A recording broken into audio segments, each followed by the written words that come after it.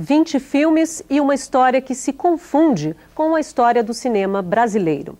Glauber Rocha, idealizador do cinema novo, deixou para o mundo um retrato em movimento de um Brasil que abriga vários Brasis. E para uma escola de São Paulo, o cineasta deixou também seu nome e uma grande inspiração.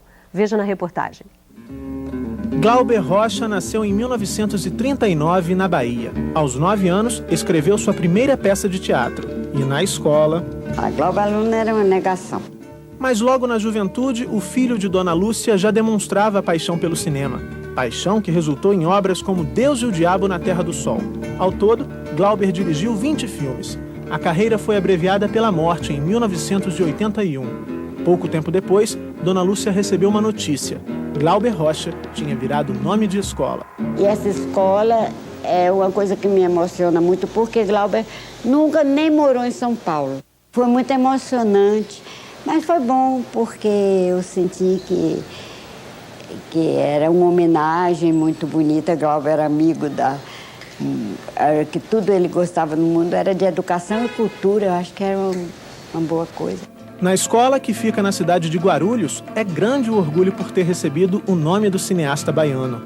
Então, eu acho que o Glauber é uma paixão para todos nós. A vida dele, a situação do país, a crítica que se possa fazer para a sociedade, as dificuldades que nós ainda vivemos, aquelas que Glauber profetizou. Então, eu acho que tudo isso, cinema, arte, o caráter visionário de Glauber, eu acho que isso daí vai fascinando as pessoas que passam por aqui. Dizem que ele é muito louco, mas na verdade é um cara que tem muita razão. Hoje que a gente vê a grandeza que ele tem. Não existe a coerência de mim. Eu sou um artista. Um artista lembrado na comemoração dos 25 anos da escola. É como se fosse a vida de Glauber Rocha. A preparação do espetáculo exigiu uma pesquisa sobre a vida e a obra do idealizador do cinema novo. E lá foram a diretora, professores, alunos e ex-alunos rumo ao Centro Cultural Tempo Glauber, no Rio de Janeiro, em busca do universo de Glauber Rocha. Daqui um dia a Dona Lúcia estava lá, recebeu a gente numa boa e contou várias histórias, vários fatos da vida dele, que aí a gente foi pegando. Ela esteve aqui e trouxe os uniformes das crianças para mim ver como era o uniforme, como era lá a escola. Passamos uma tarde toda conversando. Depois da pesquisa, o roteiro da apresentação foi preparado e o repertório do coral também. De acordo com a professora regente, o trabalho do grupo musical foi tema, inclusive, das discussões nas horas de trabalho pedagógico coletivo. Cada projeto a gente já vai buscando uma música que dá... O tema já está de acordo com o projeto e também voltado muito para o interesse das crianças.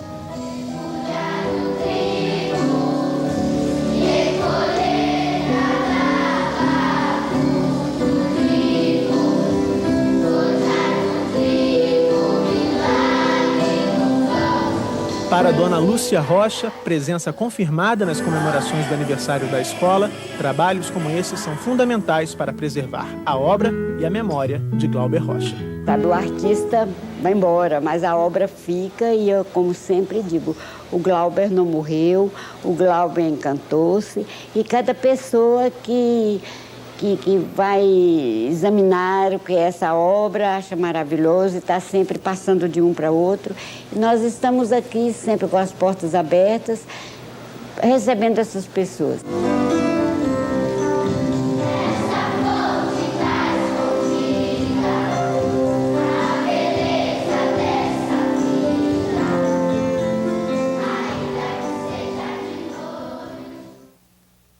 Bom, professor Fusari, gostaria que o senhor comentasse esse vídeo e falasse principalmente como é que a história de vida de uma pessoa, uma história rica, né, do pouco tempo de vida que ele teve, morreu com 42 anos, pôde influenciar e o que isso representa para a formação contínua de professor e dos alunos que a gente viu ali, né?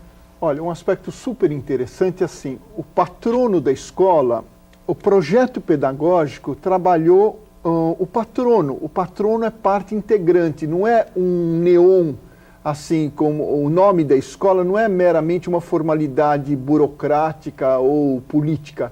O nome da escola foi integrado ao projeto pedagógico e o vídeo mostra muito bem como que a comunidade se apropriou não da história de vida do Glauber Rocha, da produção cultural desse cineasta, né? O que tem a ver, o momento histórico que produziu esses filmes e o que teria a ver com o projeto pedagógico da escola, na medida com todo o conhecimento que é trabalhado. Por exemplo, nas diferentes linguagens, e tem um componente forte aí que eu acho que é a dimensão cultural, né? A dimensão cultural, o conhecimento nas suas diferentes linguagens. E é preciso lembrar que o projeto pedagógico ele tem que ser concebido pensando que o projeto pedagógico, concomitantemente de uma escola, ele forma de maneira concomitante os educandos, os educadores e a própria comunidade na qual aquela escola está representada, né? Quer dizer, isso tem que ser levado em consideração. Deve ser levado. Aí, eu tenho uma pergunta da Maria José do Bacabal, do Maranhão, que diz o seguinte: em que momento pode acontecer a formação continuada nas escolas, levando-se em conta a obrigatoriedade do cumprimento da carga horária com os alunos em sala de aula, professor Alexandre? Eu entendo que essa pergunta é bastante oportuna, porque ela nos ajuda a pensar no sentido que deve marcar a sala de aula, né? No sentido que deve marcar os horários de trabalho pedagógico na escola, independentemente da nomenclatura que eles recebam aí nas diferentes redes, não é? Esse espaço específico de formação, ele não deve ser somente, ele não deve existir dissociadamente da atividade com o aluno, né? Os nossos momentos de atividade com o aluno também podem ser extremamente promissores no momento em que a aula ganha o sentido de autoria, não é? Os alunos se tornam autores da proposta da escola e os professores ganham autonomia para irem sistematizando o projeto, as ideias, as concepções que têm norteado o trabalho cotidiano naquela instituição. Então, é muito importante que a gente resgate aí o valor desses espaços formativos em todos os momentos da atividade escolar. Quer dizer, os momentos específicos são importantes, não é? São determinantes, sem dúvida alguma, mas a aula também é um momento formativo, não é? As reuniões mais específicas também são espaços formativos. E como a experiência da escola aí, não é? Os eventos que ocorrem também são espaços formativos. Eles não podem ocorrer dissociadamente da proposta, dissociadamente do projeto, não é? Apenas como atividades isoladas. Mas se eles forem ressignificados como marcos pedagógicos, de fato, eles ganham tessitura na construção desse projeto maior, que é o que a escola de fato deseja, onde a escola de fato deseja chegar, com os seus alunos, com os seus professores, com os profissionais que atuam aí nas áreas mais específicas de coordenação, de supervisão, de acompanhamento da atividade de ensino e de formação dos diferentes profissionais. E eu entendo que o projeto pedagógico ele tem essa virtude, não é? É possibilitar que nós consigamos agregar a contribuição dos vários setores da escola. Eu queria voltar um pouquinho na questão que o professor Fusari falava, assim que a gente saiu do vídeo, da ideia de que o projeto político-pedagógico precisa levar em consideração a escola, o entorno da escola, a comunidade em que a escola está inserida. E aí, a pergunta do pessoal da TV Escola de Anápolis vai nesse caminho. O projeto político-pedagógico da escola é considerado a carta de intenções e compromissos entre a escola e a comunidade. Sendo assim, deve incluir nesse projeto a formação contínua do profissional da educação.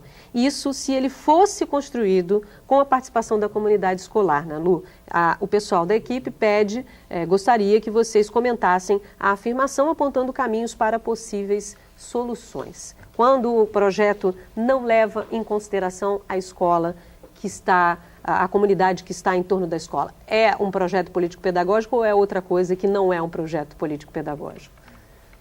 Qual é a opção que se tem de projeto político-pedagógico, né? A escola tem que fazer o que ela entende, né, por projeto. Cada projeto, na verdade, ele tem uma concepção, né? E a concepção que está por detrás do projeto político-pedagógico de uma escola vai revelar que tipo de relações essa escola estabelece.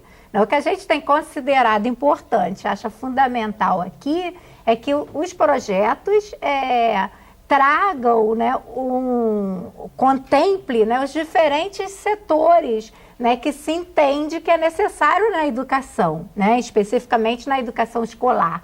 A gente tem a comunidade interna, a gente tem uma comunidade em torno a essa escola, né? E a gente tem vivido experiências em que quanto mais você se aproxima da comunidade, mais essa comunidade se envolve com a escola e maior conhecimento essa escola consegue produzir. No próprio centro comunitário, durante algum tempo em que a gente investiu em alfabetização das crianças, algum tempo depois essas crianças saíam da escola, elas paravam de ler, nós descobrimos que não existia livro na comunidade, a não ser na sala de aula. E aí se pensou o quê? Vamos construir uma biblioteca comunitária aberta à comunidade que desenvolva rodas de leituras com todas as pessoas da comunidade, todos os níveis, jovens, crianças, né, idosos, e se começou a fazer esse tipo de trabalho. Então a escola viu que para atingir de fato o propósito dela, de que todos, né, tivessem acesso à leitura e à escrita, ela teve que pensar em construir uma biblioteca que atendesse a toda aquela comunidade. E qual foi o retorno da comunidade? Há uma participação, ao contrário do que muita gente imagina, não vou criar uma biblioteca aqui porque as pessoas não vêm. Vão, é o contrário disso. Desde que você desenvolva atividade, as pessoas vão. A Deise aqui do Rio de Janeiro pergunta ao professor Fusari como a formação contínua poderá promover o contato com a comunidade que circula essa escola e como esse contato irá favorecer os desejos e saberes dessa comunidade e da escola, fazer com que esses desejos possam ser atendidos. Olha, nós estamos entendendo aqui o projeto pedagógico como currículo em ação. Na medida que nós estamos entendendo que o projeto pedagógico tem essa tríplice dimensão, ele forma concomitantemente os educandos, os educadores e a própria comunidade, eu acho que a Ana Lu colocou um aspecto muito importante e que o Alexandre já havia apontado, que é a sintonia que os educadores da escola, que a equipe de condução desse projeto, precisa ter em relação às necessidades daquela comunidade. Porque o projeto é a possibilidade da escola se diferenciar. O projeto em ação, ele possibilita a escola desenvolver uma autonomia. Ela deixa de ser uma escola massificada como todas as outras, ao mesmo tempo que ela continua sendo uma escola municipal, uma escola estadual, mas ela adquire uma fisionomia, ela responde a expectativas e necessidades da comunidade que a circunda e necessidades mais amplas. Nesse sentido, o projeto ele é local, né? Ele é enraizado, mas ao mesmo tempo ele é regional e ele é universal. Esse é um desafio muito importante da equipe escolar. E a equipe escolar precisa apostar nessa construção do projeto. Isso que é o paradigma novo. Eu acho que na medida... A Maria José, no bloco, na pergunta anterior, quando ela se referia às questões objetivas do real, ela tem razão quando ela levanta isso. Porque é o seguinte, as políticas ainda pensam que a escola é o lugar do professor dar aula e pronto. E a escola é o local privilegiado onde os educadores, de maneira geral, concebem o trabalho, eles planejam, eles desenvolvem, eles registram, eles avaliam e reconstroem esse processo. Então é preciso mudar o sentido, a concepção do que seja escola. O professor não é um dador de aula, ele não é um sujeito mero executor. Ele é um sujeito de concepção, ele é um criador. E é um criador individual, ele é um criador coletivo. Agora, professor, de uma certa forma, o professor Antônio Nova, na pesquisa dele que ele fez lá em Portugal, vê aí uma contradição no papel, no exercício da profissão do professor. Porque se de um lado ele está ali exercendo uma profissão que é do Estado, ele tem que manter a ordem social, que é uma ordem do Estado.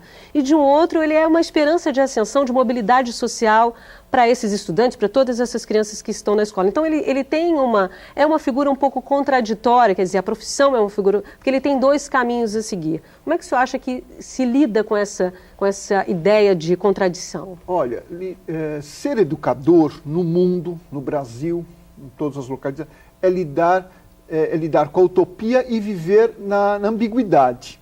Esse é um traço. Então, ao mesmo tempo que eu tenho os pés atolados no real que não valoriza o professor, que não remunera adequadamente o professor, que não cria condições favoráveis para... Que são as questões do Estado, Ao né? mesmo tempo, a própria legislação fomenta uma escola diferenciada, uma escola de qualidade. Então, nesse sentido, é muito importante a articulação do papel dos sindicatos, o papel das universidades e o papel do empregador.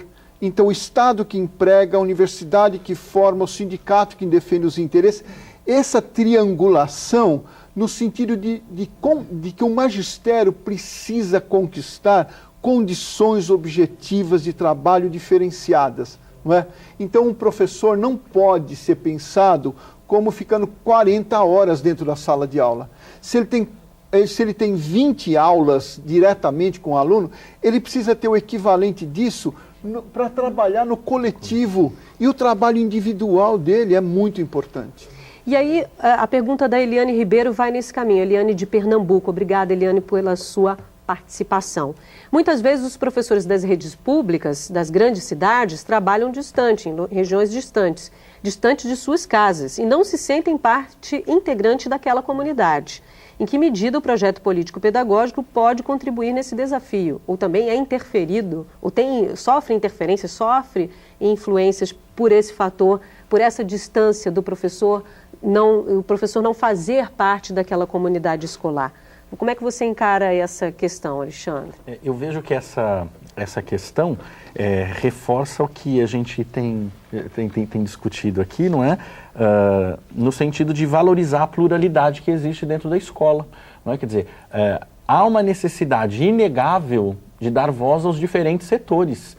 Não é? Se o professor não é daquela comunidade, ele precisa criar a articulação ali, ele precisa dar voz aos sujeitos que compõem aquele entorno, não é? Ele precisa se solidarizar com as outras instâncias que podem trazer contribuição no sentido de desvendar a realidade daquele local, não é? E nesse sentido aí, eu acho que a Ana Lu trouxe um exemplo, o exemplo do centro comunitário. Nós vimos no vídeo da escola uma ação formativa também, onde outras instituições trouxeram contribuições muito significativas e contribuíram nesse exercício de desvendar a realidade local, não é? E aí eu gostaria até de fazer referência ao que nós falávamos um pouquinho antes, que as dificuldades elas existem, de fato, não é? Mas que esse me parece um movimento cultural também, não é?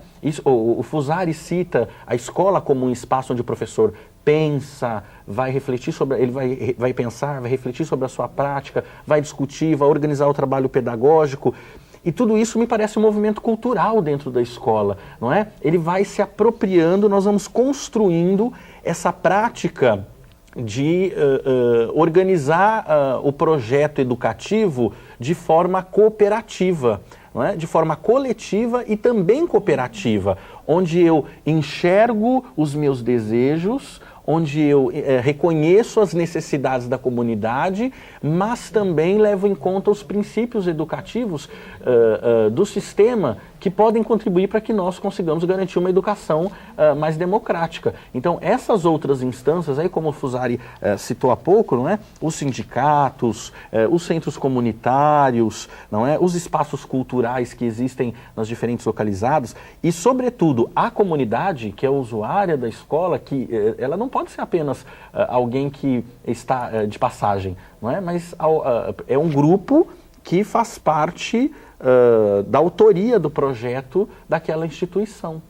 Olha, nesse sentido, um aspecto que eu acho importante reforçar no Alexandre, a professora não é do local, mas ela tem uma atitude de abertura para aquela realidade. Isso é fundamental, não é? Tá certo. E até esse movimento de deslocamento dela, esse distanciamento e aproximação, metodologicamente é importante para a construção desse projeto.